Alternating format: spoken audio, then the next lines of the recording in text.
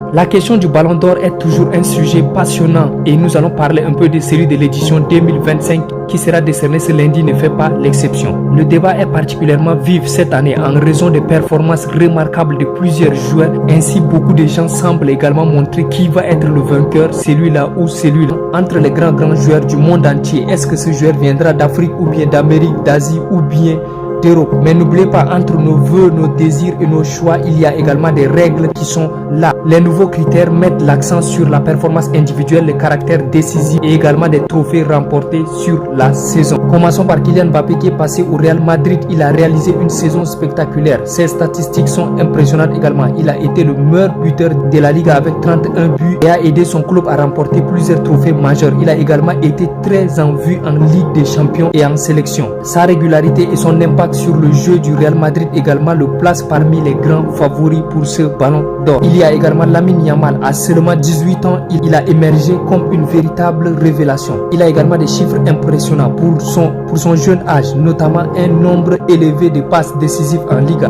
Il a remporté des titres avec FC Barcelone et a brillé également avec l'Espagne à l'Euro. Sa précocité et son talent pur en font un candidat également très sérieux et un choix, même si son bilan global peut sembler également moins étouffé que celui des autres prétendants.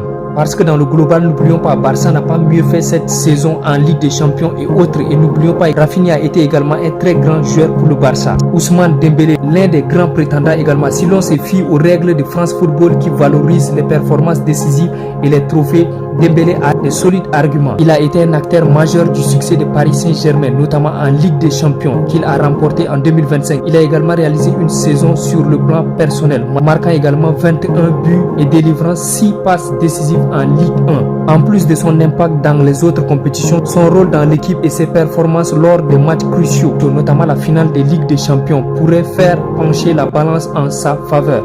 Donc il est tout simplement perçu comme l'un des joueurs les plus décisifs de l'année écoulée. Donc si l'on se base uniquement sur les statistiques brutes, le nombre de buts et de passes décisives, Mbappé et Lamine Yamal ont de sérieux prétendants. Cependant, les critères de Ballon d'Or ne se résument pas seulement à cela, notamment des caractères décisifs et impressionnants est essentiel.